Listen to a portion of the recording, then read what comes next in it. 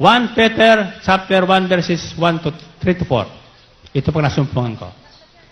Praise be to the God and Father of our Lord Jesus Christ. In His great mercy, He has given us a new birth into a living hope through the resurrection of Jesus Christ from the dead, and into an inheritance that can never perish, spoil, or fade, kept in heaven for you. Purihin natin ang Ama, sabi sa Biblia, ang Ama ng ating Panginoong Kristo, na sa kanyang dakilang habag, pinagkalooban tayo ng bagong buhay upang bigyan tayo ng buhay na pag-asa. Buhay na pag-asa na tayo ay, sa pamagitan ng kanyang muling pagkabuhay, na tayo ay may tatanggaping mana. Narinig yun? Mayroon tayong tatanggaping pamana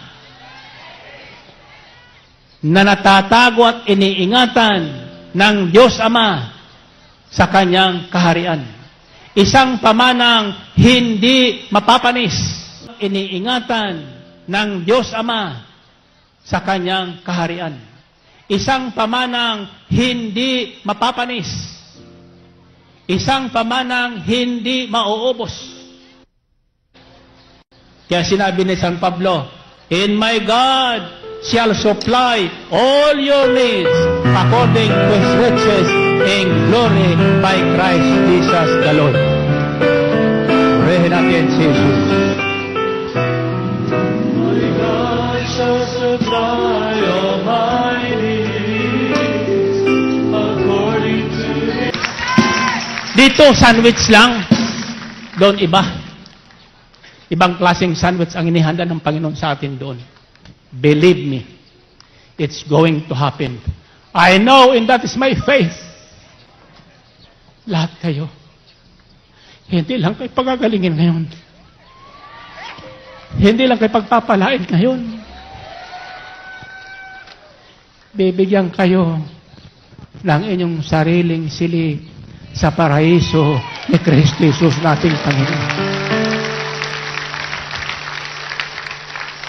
Pakiusap lang, magbagong buhay na tayo. May pag-asa ba ang ating bansa na magbago? Hindi Pangulo ng bansa makapagbabago ng bansa natin ito. Si Kristo nating Panginoon tagapagligtas lamang ang pagbabago. Kapag nagbago ang puso ng Pilipino, taas ang kamay nyo. Huwag naman ilalaki ng ating ulo. Ito ang bulong sa akin ni Senadora Loren Ligarda kanina. Habang pinagmamasdang kayo. Ang sabi niya, Brother Mike, it is so amazing what's happening here. Sabi niya, madidisiplina ang Pilipino. Kung paano nadidisiplina ang mga tao sa gawain ni El Shaddai. Bakit hindi madisiplina ang lahat ng Pilipino? Ang wika ko, hindi mo, Senadora, hindi madidisiplina ng sino mang politiko ang mga Pilipino. Tanging si Kristo Jesus. Si Jesus lamang ang makapagbabago ng buhay ng mga tao. And I believe the renewal has taken place. Ang pagbabago ng ating bansa ay nagsimula na. Sa dakong ito ngayong umaga. Kung magagawa niyo sa pag-uwi niyo, na maisisigaw nyo nga nang walang pagkahiya, walang alinlangan, na si Jesus ay buhay. Lahat na makaririnig ng inyong sigaw, magbabagong buhay.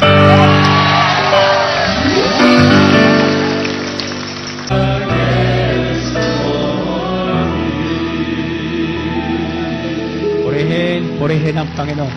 Purihin ang Diyos. Now, so, ano ang kahalagahan ng magandang balitang ito ng muling pagkabuhay ni Jesus sa atin? Una, first, the resurrection gave us a living hope. Binigyan tayo ng buhay na pag-asa. Yung mga taong wala ng pag-asa, kapag dumating siya magandang balita, nagkakaroon ka ng pag-asa. Buhay na pag-asa. May mga taong wala ng inaasahan. Makinig ka ng salita ng Diyos. may aasahan ka sa salita ng Diyos.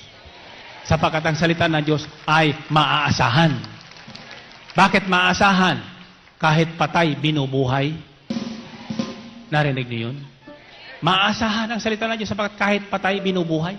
Pinutunayan ni Kristo Jesus. Pinutunayan ng Diyos sa mas magitan ni Kristo Jesus. 3 araw nang nakalibing. Kitang-kita ng lahat. Subalit, pagkatapos ng 3 araw, muling binuhay ng kapangyarihan ni Yahweh El Shaddai, ang Kristong Panginoon. So, that's the first thing we get through the power of the resurrection. Yan ang unang binibigyan ng kapangyarihan ng muling pagkabuhay ni Jesus. Binibigyan tayo ng bagong pag-asa. Wala naman tayo nakikita ditong maasahan sa mundo, mayroon nakatago sa langit. May nakalaan doon, tayong mana. Hihingiin na lang natin sa pamagitan natin pananampalataya. Sabi na Santiago, hindi ka tumatanggap sapagkat hindi ka humihingi. Humingi ka man, nag-aalinlangan ka. O ang hinihingi mo, para lang sa kalayawan mo. Humingi ka at bibigyan ka ni Kristo. Amen? Bakit? Kung nabuhay ng Diyos ang patay, yung pa kayang simpleng hinihingi mo, nabuhayin yung pag-ibig mong natunaw. Amen? Bubuhayin ng Diyos yan. Yung palang simpleng hinihingi mo na dugtungan ang buhay mo ng 10 taon, dudugtungan ka kung mananagit man ang palataya ka. Amen ba? Hello? O, umuwi na ito iba.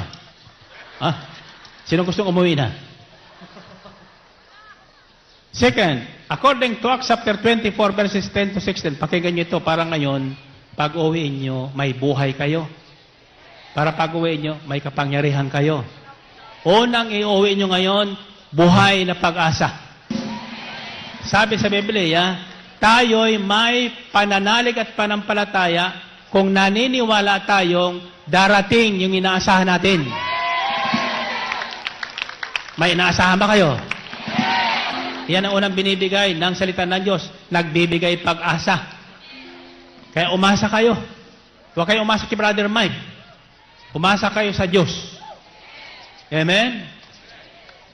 Lahat na ibig nyo, kung wala na doon sa budigan ng Diyos, maghihimala siya.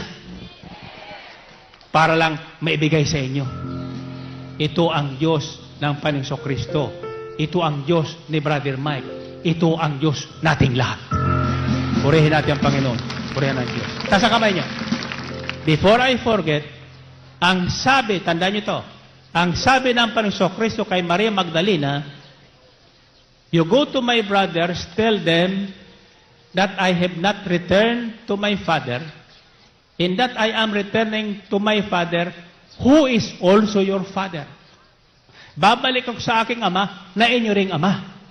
Babalik ko sa aking Diyos, na inyo ring Diyos. Ang Ama ni Jesus, Ama natin. Ang Diyos na Jesus, na muling bumuhay sa Kanya, siya ang Diyos natin. Purihin natin ang Panginoon. Purihin ng Diyos. Hindi pa kayo aasa doon? Umasa kayo,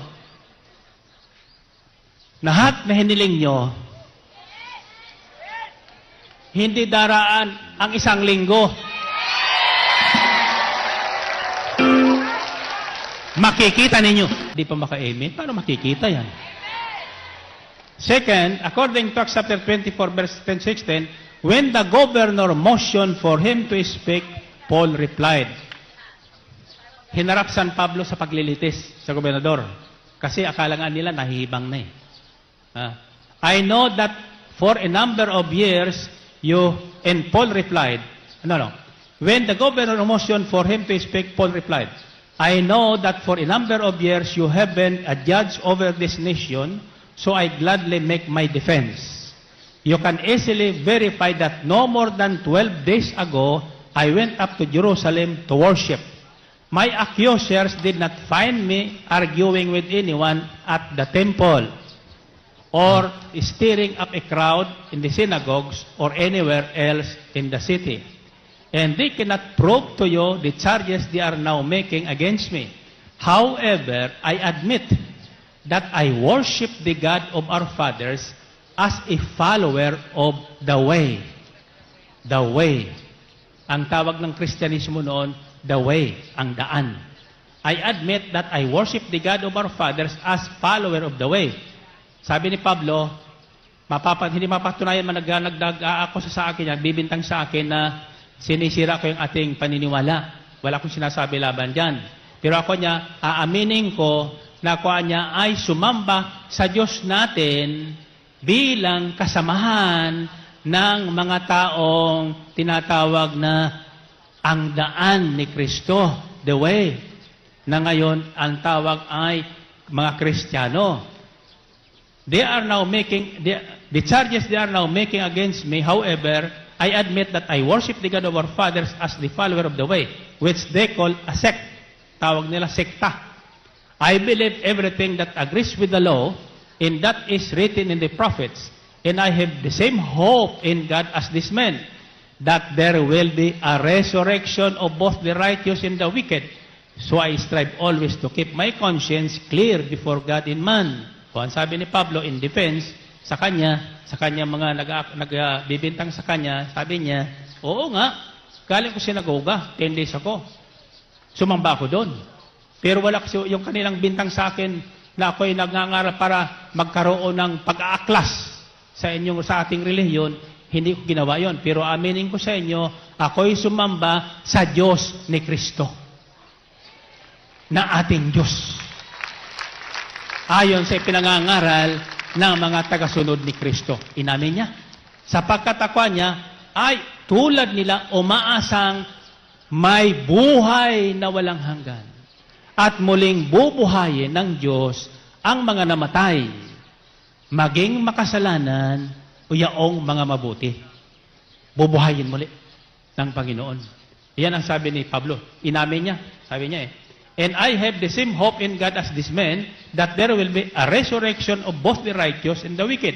So I strive always to keep my conscience clear before God and man. Kaya niya, pinagsisipagan ko ngayon, pinagsusumakitan ko ngayon, na manatiling malinis ang aking konsyensya. Hindi ako pwede magsinungaling.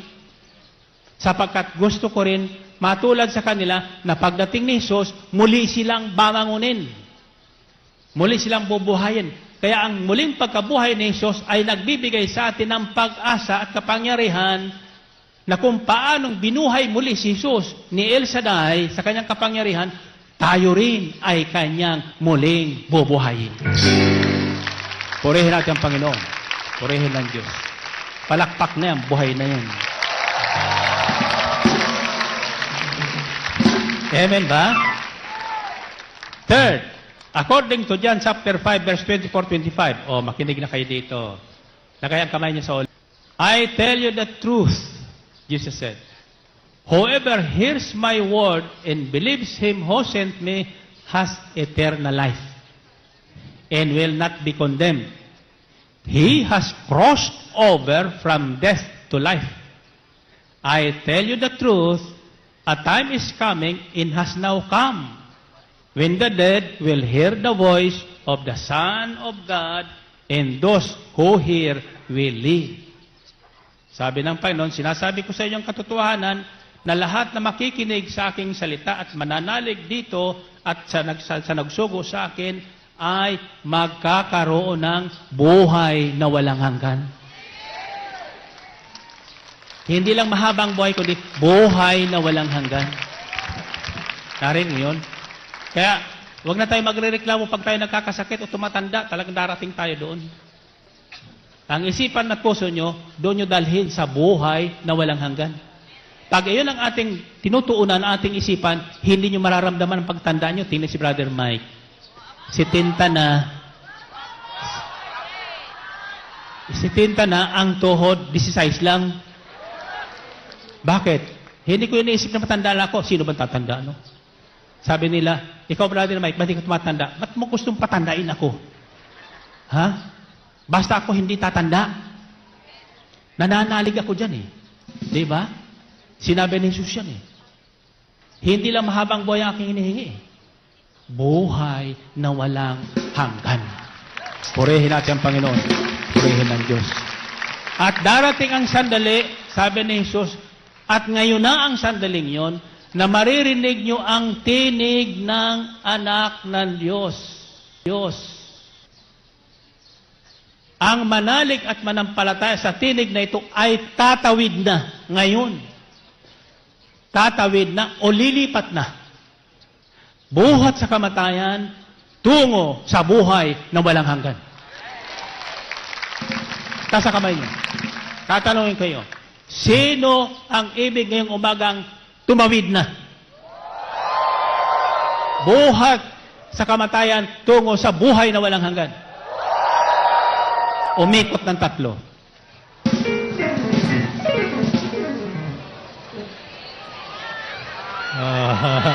Purihin natin ang Panginoon. Purihin ang Diyos. Magaling ka na! Lahat na nakaikot ng 3, magaling na! From death to life. Buhat sa kamatayan, tungo sa buhay. Kaya uwi tayo buhay. Isisigaw nyo mula dito hanggang sa masasakyan, hanggang sa pagkatiyo, buhay si Jesus! Buhay si Jesus!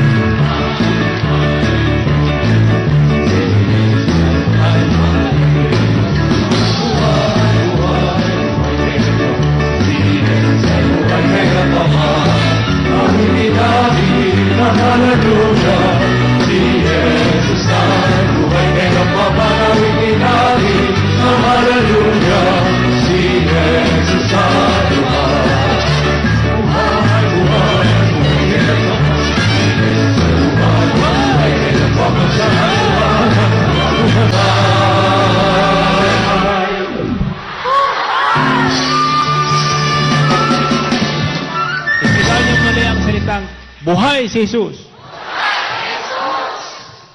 Hindi buhay ang sigaw na yan. Buhay si Jesus. Yan.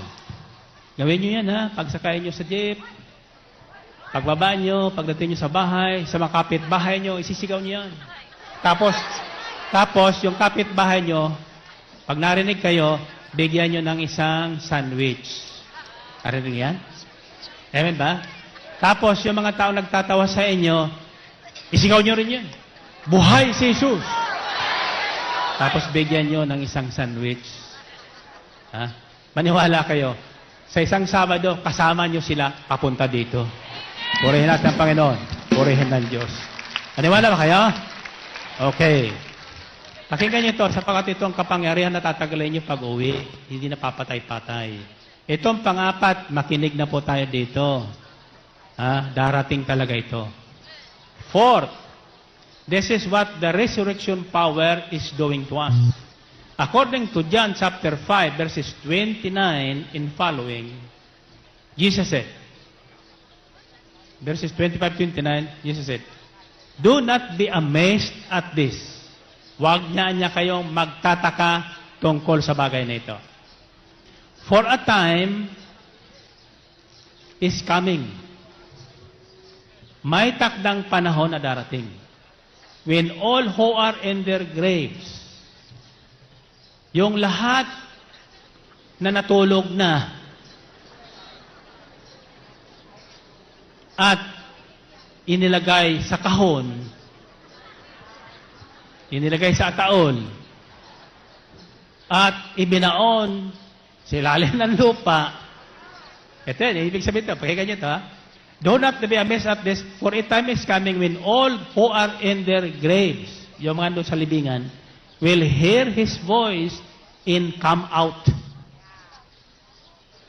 Darating ang panahon na lahat ng mga inilibing natin at tayong mga nandito abutan na buhay, maririnig ang tinig ni Jesus tulad ni Maria Magdalena. Nang makita niya si Jesus, di niya nakilala, akala niya yung bantay ng libingan. Subalit nang tawagin ni Jesus ang pangalan ni Maria, nakilala ni Maria si Jesus sa pamagitan ng kanyang tinig. Bakit? Tinandaan yon ni Maria Magdalena, ang tinig ng kanyang pastol. Kaya tandaan nyo ang tinig ng inyong pastol sapagkat maraming tinig sa ating paligid. Darating ang araw na yon na maririnig ng lahat na nasa libingan ang tinig ni Jesus. Tatawagin tayo isa-isa ayon sa ating pangalan. According to our names. Kaya huwag kayong nagpapalit ng pangalan para lang makarating sa ibang bansa. Your Christian name birth nang kayo isilang at bininyagan, iyan ang nakatala sa listahan ng langit. Kaya ako, palayaw ko Mike, kasi hahawak ako ng Mike. Pero ang pangalan ko sa passport, Mariano. Narinig niyo yun? Ha? Kahit masakit pakinggan, pero yan ang pangalan ko, Mariano. Kaya tatawagan ako ng Panginoon, hindi Mike. Ang binabantayan ko yung Mariano. Mariano, di ba takibisa? Ha? Bangon ka na dyan. At yung lahat na nasa ambin na kaputi, isama mo na. Purihin natin ang Panginoon. Purihin ng Diyos. Amen? Paano hindi nakaputi? Bakit mag-alala? Ihihingi ko sa Panginoon. Basta manalig kayo ngayong umaga. Pero ito yung tandaan nyo. Tandaan nyo. Okay. Kayo mga naglalakad, tigil nga muna kayo. Para masama kayo dito. Ito ang matindi. Lagay ang kamay nyo sa ulo nyo. Do not be amazed at this, for a time is coming when all who are in their graves will hear His voice and come out. Those who have done good will rise to live. And those who have done evil will rise to be condemned. Maririnig ng lahat ng taong nahimlay sa kanilang libingan. Ito'y dakilang katotohanan na magaganap sapagkat nasusulat. Darating ang takdang panahon na maririnig ng lahat ng tao. Buhay man o natutulog. Ang tawag dyan, di patay, natutulog. Sa kanilang mga libingan, ang tinig ni Jesus at lahat ay lalabas. Yaong mga namuhay ng mabuti at gumawa ng mabuti, mula nang marinig niya ang tinig ni Jesus, mabubuhay at dadalhin sa paraiso ni Kristo Jesus nating Panginoon. Narinig niyo yun? Yaong mga nagbagong buhay, hindi na bumalik sa kanilang lumang buhay, na nanlilin lang ng kanyang kapwa, na nagsisinungaling kahit sa nanay at tatay niya, nagsisinungaling sa asawa at anak niya. Kapatid, babangon din yung lahat na sinungaling, yung lahat na magnanakaw, yung lahat na makurakot, babangon din. Maririnig din na ang tinig ni Jesus. Ang maluknot, malungkot, hindi sila sa paraiso dadalhin. Sa Mayon Volcano, ihulong sa nguso ng Mayon, sa kumukulong apoy, sa dagat-dagatang apoy. Sinong gustong ihulog sa nguso ng volcano? Sinong gustong dalhin sa paraiso? Magbagong buhay na kayo. Magbagong buhay na tayo. Amen? Iuwi natin ang kapangyarihan ng muling pagkabuhay ni Jesus. Sapagkat sa sarili nating lakas at kapangyarihan, kahit isipin natin, naisin natin na magbagong buhay tayo, gumawa ng mabuti, hindi natin magagawa. Sa akin lang. Walang makapigil sa akin sugalan noon. Walang makapigil sa akin sa pabababae noon. Ay, wala ko niyan ha. Nadudulas tayo dyan. Sana nga ano? Hallelujah. Sayang. Hindi ko naranasan yan. Ngayon, mahirap na. Sabi sa akin, Sister Belen, sige na, gusto mo. May pangako sa akin yan eh. Ha? Napakangos Panginoon yan eh. No, ako'y may sakit, sabi niya, dasal-dasal siya, pada-pada pa sa kama. Sabi niya, Lord, pahabayan mo pa buhay ng asawa ko, malilit pa nga anak ko. Dahil sa mga anak, hindi dahil sa akin. Oo. Kahit niya, bigyan ko yan ng babae, basta lang mabuhay. Gumaling lang sa sakit sa puso, bigyan ko ng babaeng gusto niya. Hindi naman sa akin sinabi. Sinabi lang, ngayon si Tinta na ako. Purihin natin ang Panginoon. Purihin natin. Glory to God, to Christ Jesus. Ay, ayaw ko na sa entierro, sa paraiso ang gusto ko. Kaya kahit ligawan niyo ko, hindi ko sasagutin. Amen? May pumunta sa akin. Ha? Chismis po sa inyo. Magpapapatong daw siya ng kamay. Ayan. Eh ako, siyempre, ako nagpapatong ng kamay, mas kanong sakit mo, sa ulo ang patong ko. Ayan. Pinatungan ko sa ulo. Nagalit ba naman? Sabi sa akin, wala akong sakit ng ulo. Kako, ano sakit mo? Sa sinapupunan. Ano gusto mo? Doon mo ko patungan. Sabi ko, sister, in Jesus' name, lumayo ka. Hallelujah. Nang sinabi ko, in Jesus' name, lumayo ka, tumihaya. Tinulak ng demonyo eh. Ang demonyong yan, ako, demonyong yan. Hallelujah, di mo malilin lang. Amen ba? Sabi mo sa katabi mo, demonyo! Huwag mo na kong lilanlangin. Ano sabi ng demonyo? Ha? Hallelujah. Okay, taas sa kamay nyo. Taas sa kamay nyo. Ito, pirabiro, ha? Ako, tatawa-tawa lang dito, pero gusto ko kayong makasama sa paraiso. Lahat na nagpuyat ngayon, maging silang nakikinig lang sa internet sa ibang bansa. Huwag kayong umiyak dyan sa ibang bansa. Anumang hirap pinagpala kayo sapagkat naririnig nyo ang tinig ngayon ng mabuting balita. Lahat na nakarinig ng tinig ngayon ng magandang balita na muling pagkabuhay Sus, manalig at manampalataya at magbabagong buhay sa paraiso, kapatid, magkikita tayo. Purihin natin ang Panginoon. Purihin ang Diyos. And this is my prayer. Panalangin ko lahat na nakakaapak sa dakong ito. Lahat na nakakapasok sa dakong ito ng Amber City. Makasalanan ka man, uuwi kang bago ang buhay mo. You are forgiven.